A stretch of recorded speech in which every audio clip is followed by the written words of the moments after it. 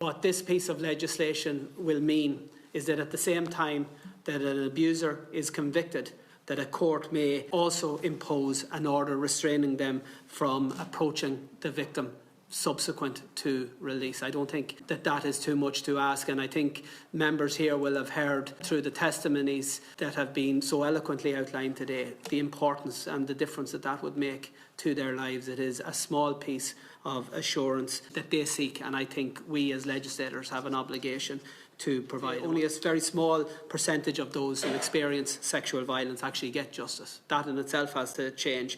For the small percentage who manage to have their case brought to court, it's often in itself a very difficult and re-traumatising experience. And we have heard many tell us here in this committee that they have felt as if it were they that were on trial, and all of that needs to be addressed. But when there is a conviction, we need to understand that that isn't the end of the journey for those victims and survivors. In many cases, it's the end of the news stories, the end of the public focus.